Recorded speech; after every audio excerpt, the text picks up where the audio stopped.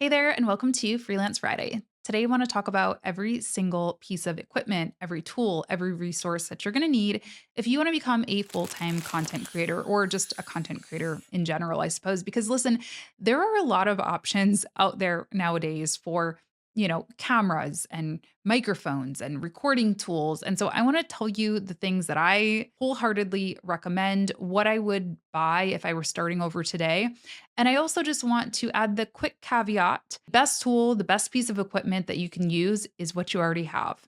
So just get started. Get started with your phone, get started with your old digital camera if you have one, but come back to this as a shopping list, as a resource list if you want to improve or if you want to really take your stuff to the next level. But I always just like to put this out there. You don't need the fanciest stuff to just get started. And do be sure to open up the description box in the show notes if you want to shop. I'll try to link everything for you.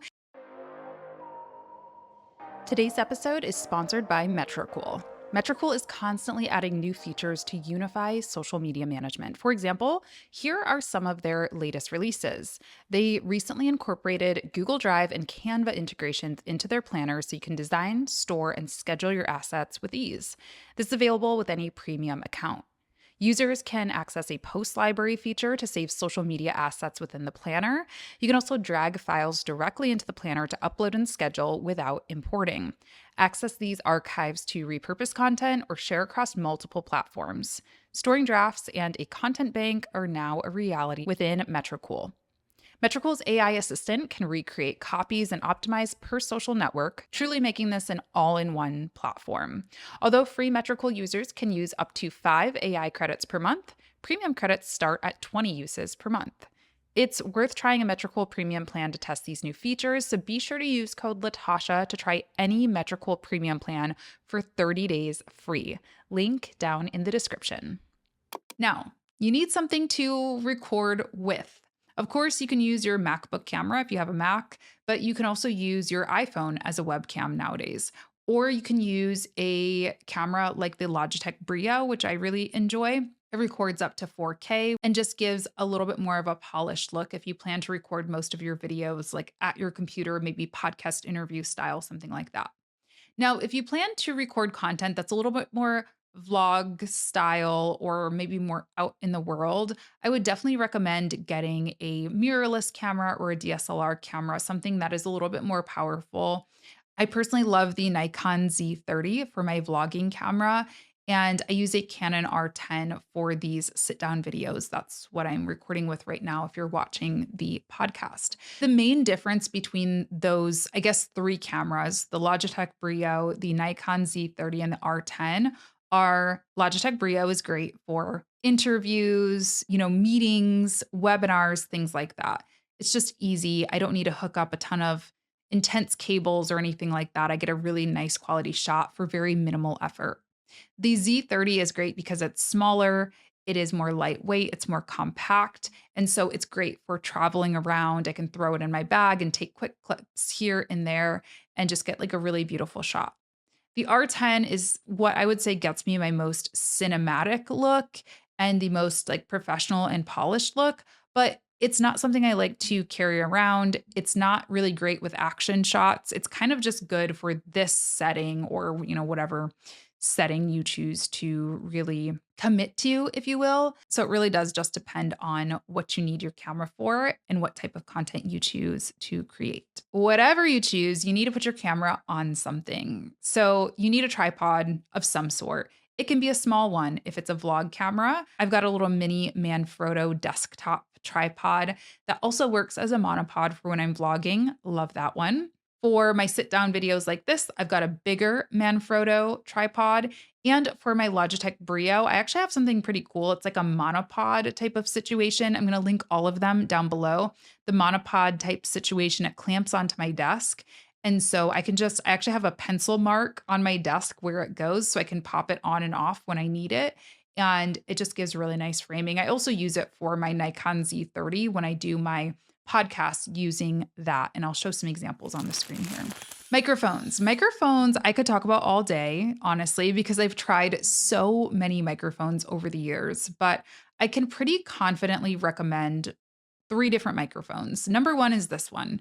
The Shure MV7 is what I use for my podcast and for any type of interview or really anything, webinars, meetings. I use it all the time.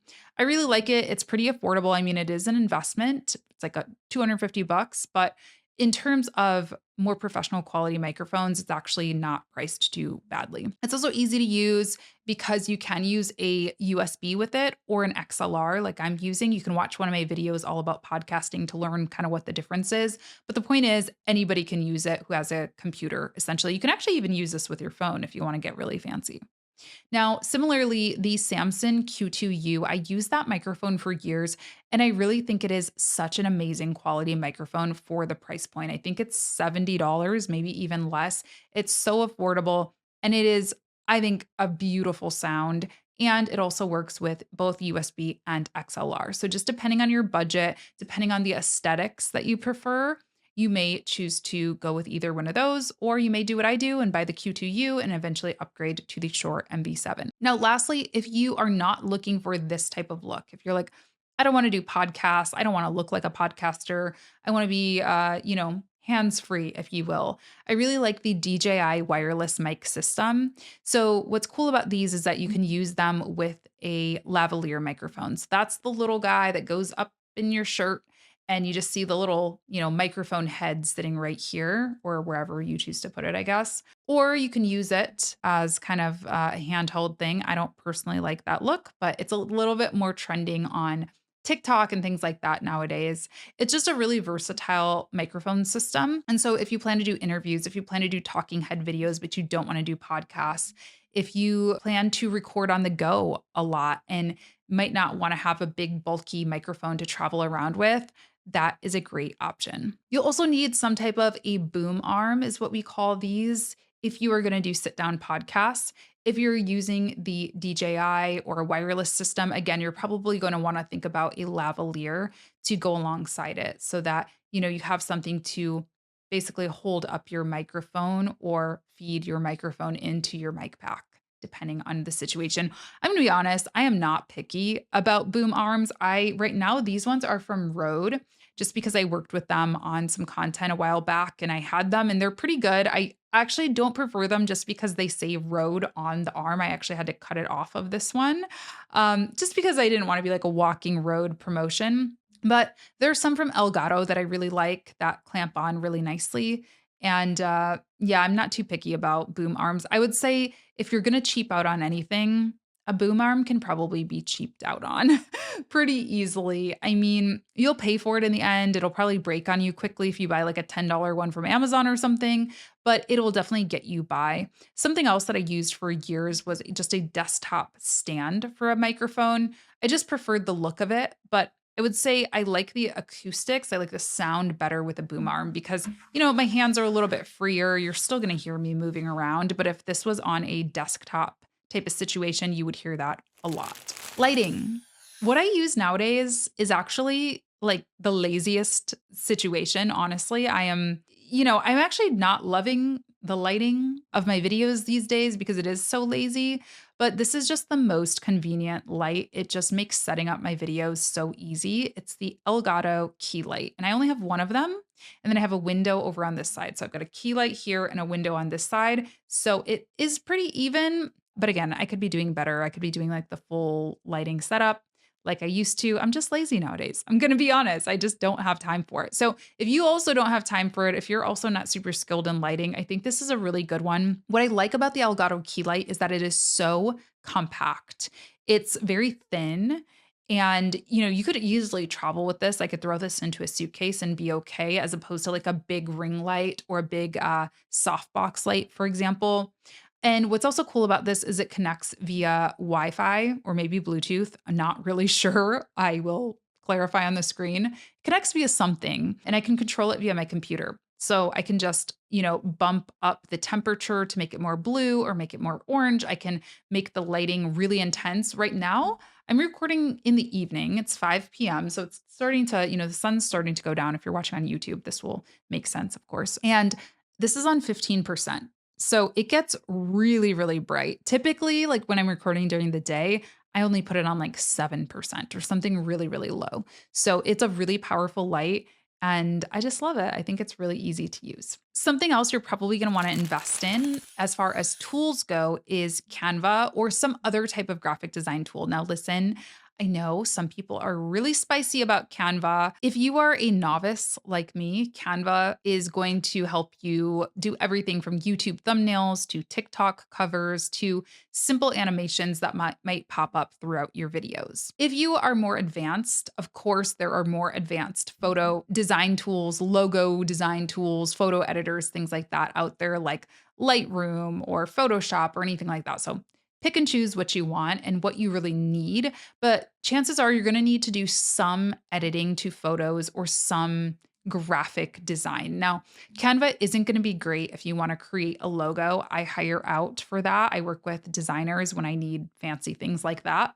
But I will make simple tweaks to my photos if I need to brighten it, or like I said, I'll design my thumbnails in it. I'll create simple carousel graphics and things like that in Canva. You're going to need something, but I personally like Canva for the level that I'm at. For ideas and SEO research, I use TubeBuddy. TubeBuddy is actually a Chrome extension, so you can log in with your YouTube account. They do have a free plan, I believe. I have one of their paid plans just so I get more searches and more data. But if you log into YouTube, use TubeBuddy, you can start typing in keywords like social media marketing or graphic design or web design or whatever it is that you do. And it'll give you suggestions for topics. It'll help you rank your video titles and decide whether or not they are good ones to go after. You'll be able to see how many people are searching for that topic versus how much content is out there. So you can really decide which niche you can kind of attack and which video title and tags and all of that you can do. There's a lot more you can do with TubeBuddy too. Everything from like bulk editing your YouTube descriptions to thumbnail A/B testing. But I primarily use it for video research. And I do use it for video research of all kinds, not just YouTube videos. Now, obviously, it is really custom made for YouTube. But because YouTube is my primary platform and I tend to repurpose from YouTube to other platforms, I also let my YouTube content drive my strategy for TikTok, Instagram, LinkedIn, any other video platform out there. So it can be helpful to use not just for YouTube, but just for videos and SEO overall. And lastly, the tool that I recommend every content creator have is a social media content calendar and scheduling tool and analytics tool, which really Metricool does all of that. It's my favorite tool for everything from competitor analysis to planning out my content calendar to actually pushing my content to go live. They do direct posting, auto posting to pretty much all of the social platforms, everything from Instagram to TikTok to Facebook to YouTube, I think. And yeah, it'll take so much weight off your plate if you do not have to have your phone on you at all times and be manually posting every single week. One of my favorite features within Metricool Scheduler is the ability to cross post to different platforms. So if I have a YouTube short, for example, I can post it to YouTube Shorts, but I can also post it to Instagram Reels and TikTok at the same time. And I can go in and I can manually edit the caption to customize it for each of those platforms. So next time you plan to post a video, just like make sure that you're clicking the other platforms so that you're getting more reach. And yeah, that's just a really nice way because, like, I never log on to TikTok, for example. So I will just forget to post on TikTok if I don't have a scheduler kind of reminding me to do that. They've also got analytics. So you can see how you're growing over time, which is really helpful. And so many other features, inbox management. So definitely recommend every content creator has some type of tool like that. So, those are the 10 resources, pieces of equipment, tools that I recommend that you use if you want to become a full time content creator. Be sure to check out the description box and the podcast show notes. I'll have links to everything. If I've got discount codes to anything or anything like that, I'll have that linked for you down below as well. Let me know if you have questions about any of the other tools, resources, or pieces of equipment that I mentioned. I hope you have a great day. Thank you so much for tuning in. I'll talk to you in the next one. Bye.